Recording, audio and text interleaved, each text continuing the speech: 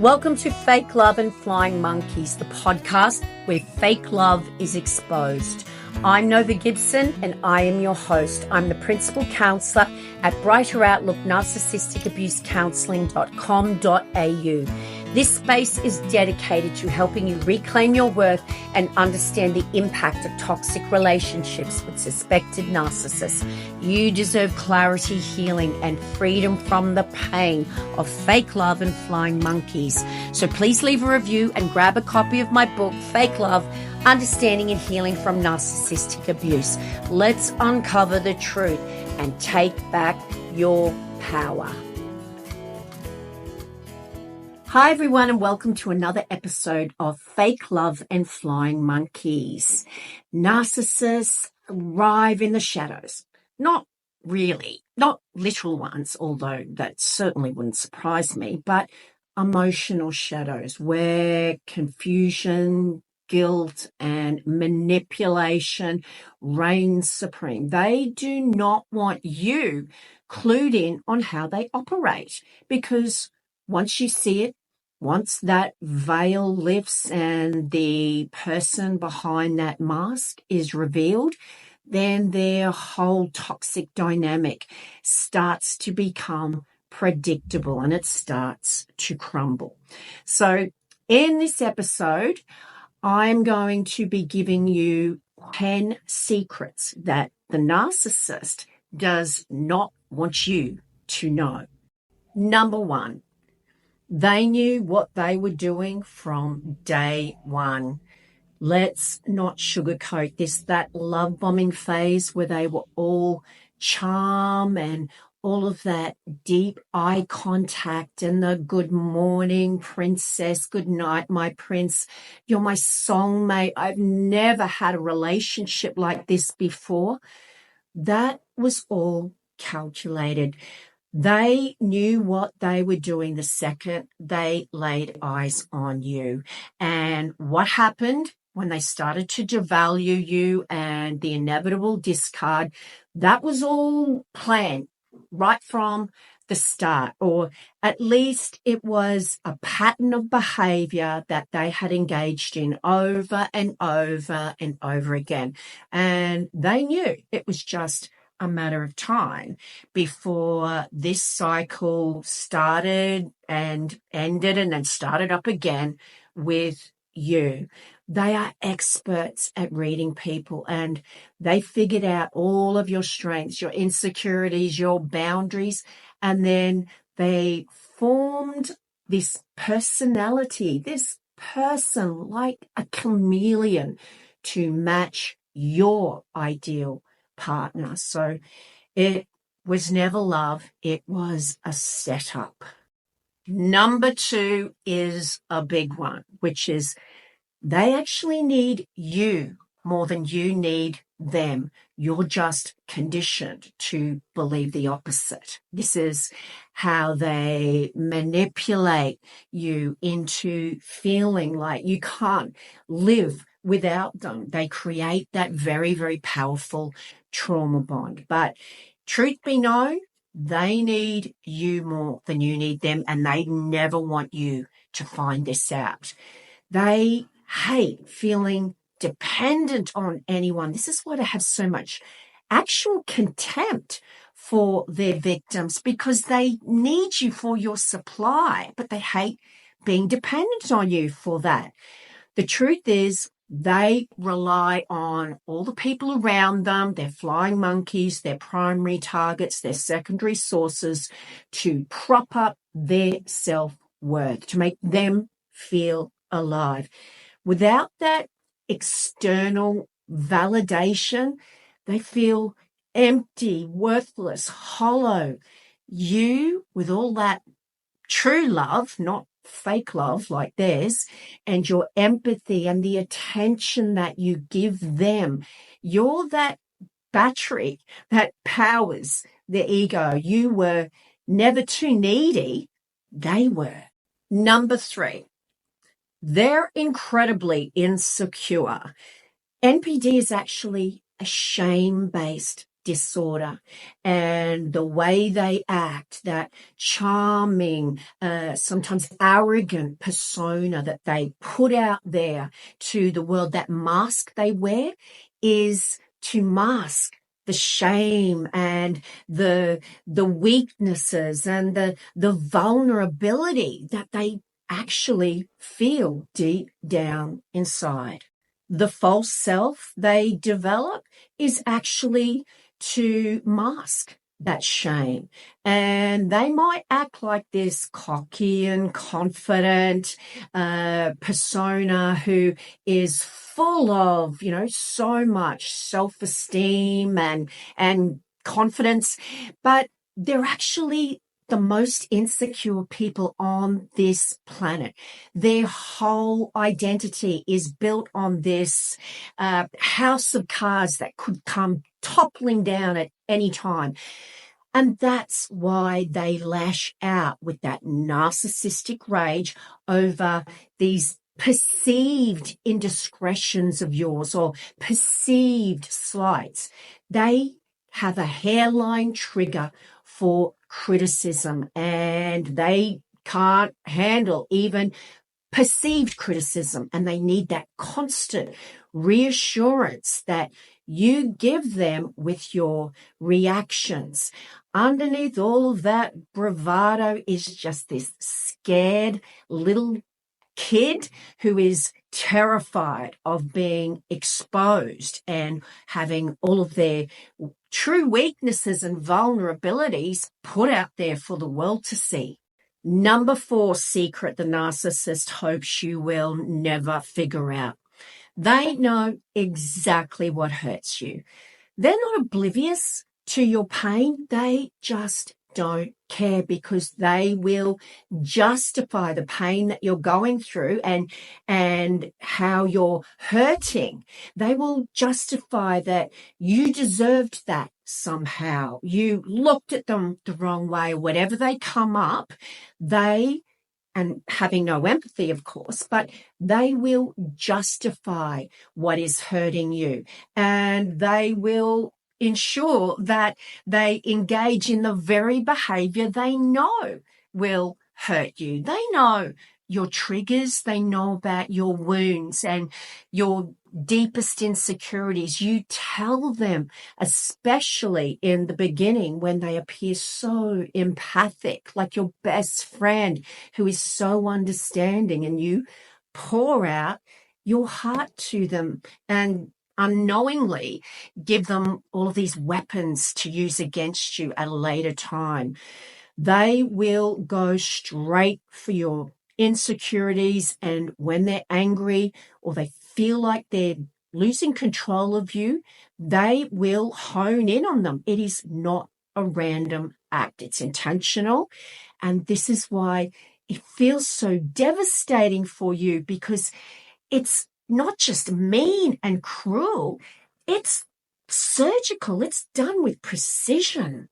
Number 5, they're jealous of you. They're envious of you.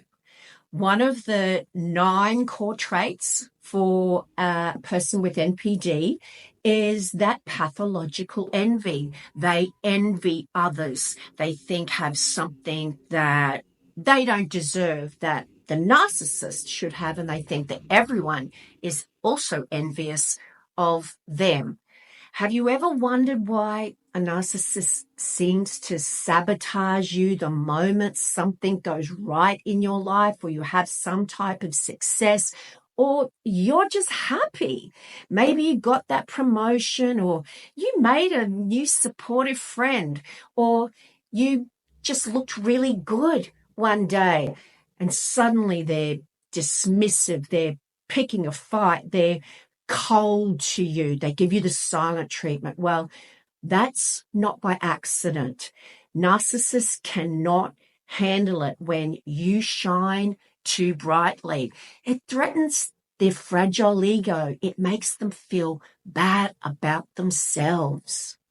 Number 6, they feed off your empathy. They actually use your empathy, something that they are devoid of. They use your empathy as a weapon against you. So you are naturally kind, empathic, you're warm-hearted.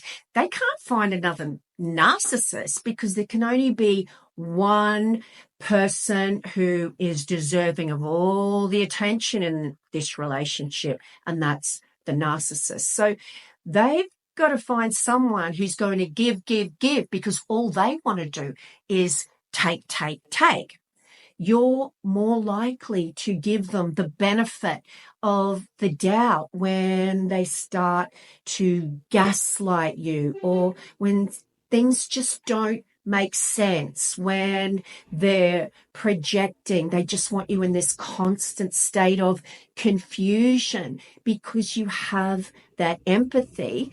They will expect you to explain away their bad moods, excuse their rudeness, and try harder to fix the relationship and get back the person you know them to be, in inverted commas. And what this is you wanting that person who made you feel so good in the beginning. You'll want to get that person back, so you'll try to fix the relationship with your empathy, all the while developing this huge tolerance for abuse and an incredibly low need for respect. Narcissists don't have empathy, but they know you do, and they are going to exploit yours. Number 7 secret the narcissist does not want you to know. They never miss you. What they miss, if they discard you or they're in the throes of giving you the silent treatment, what they miss is controlling you. And this can feel so devastating, crushing, when you see them just seemingly thriving without you, like you never existed.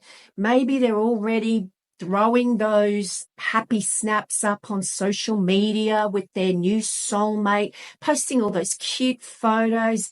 And what's really behind those scenes? Well, it's propaganda, guys. It's all performative. They don't miss you, but they do miss the control they had over you. So everything they do when they're with that next target, they are wanting to stay inside your head, and they want to control your emotions. If they do come back to see if you're up for another round of abuse, because that's all it is when they hoover you, it's not because they love you, because they miss the power, and they want to strengthen that power and regain the total control of you. Number 8, they cannot stand accountability. They know this. They know what they're doing. They put you through what they put you through strategically. They are like a chess player who is looking ahead at each move, knowing that this will happen if they do this, and that will eventually end up with this outcome.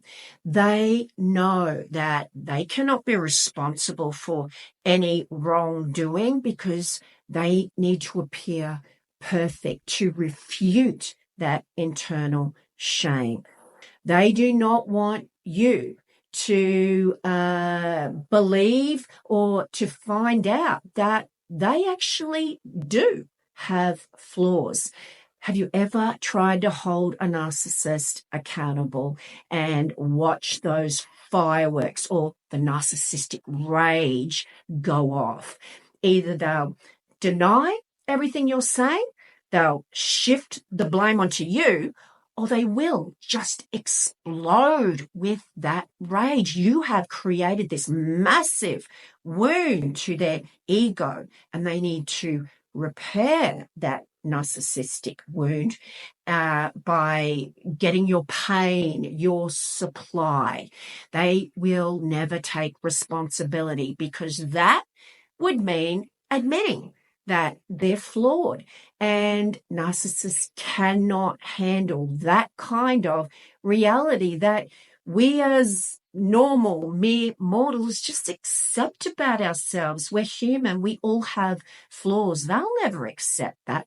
So they deflect, project, and blame shift like it's this Olympic sport. Number 9, they don't want you to heal.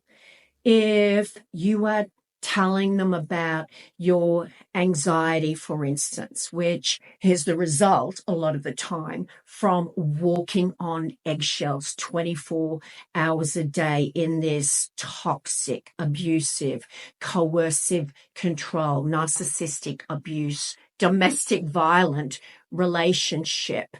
If you're telling them about these ailments that you have, even if they act supportive at certain times, they really do not want you to heal, and they will sabotage your healing. If you're self-medicating, for instance, with alcohol, they will sabotage your sobriety, but at the same time tell you how pathetic you are because you're drinking. If you have anxiety, they will tell you that's because there's something wrong with you, and they will amp up. They will escalate the abuse to make your anxiety worse.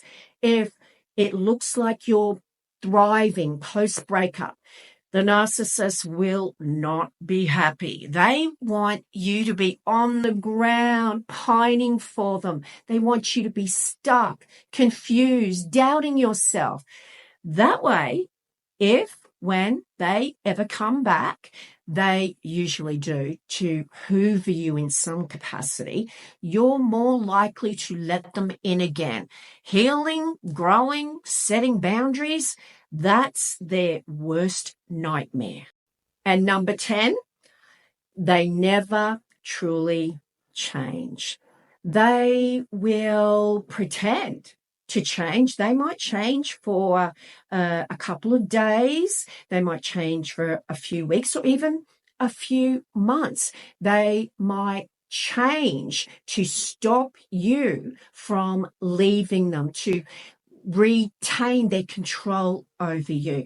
But they never change from who they are. They only ever change for very short snippets of time to manipulate you into thinking that they're giving you everything you wanted, which is that person that made you feel so good at some stage. So there you go. That's just 10 secrets the narcissist does not want you to know, but there's a lot more, and we'll probably cover those other ones or some of them in a future episode. But now that these secrets are out there in the open to you, the narcissist starts to become more visible to you. The mask starts to slip. You start to see them for who they really are, and you can see that charm seems faker. The excuses, they sound flimsier. The manipulation feels more obvious, and that's how you break that spell. That's how you break that trauma bond, with lots and lots of support. Please don't try and do this alone. Your knowledge really is power. And guys, you don't need to change them. They're not going to change. This is who they are. The person you saw in the end is who they really are. You don't need to convince them, and you sure as hell don't need to mold and manipulate yourself and shrink yourself just to make this relationship work. What you do need is to trust yourself, to learn to trust your instincts again. Learn to be that person, the person you were meant to be before you were abused. You've got to listen to that little voice that says, this isn't right, to set boundaries, to go no contact or minimal contact, grey rock, if that's what it takes, to reclaim your peace, because you deserve real love, not fake love like the narcissist offers you. And you deserve safe, consistent, real love, and not that illusion, certainly not the crumbs. You deserve the whole meal of real love. And guys, if you're struggling to walk away, please just contact me for a one-on-one Zoom counseling session. I would love to be able to support you individually. But that's okay. And it's so normal. You have to be gentle with yourself. This stuff is really deep and it's hard. It's confusing.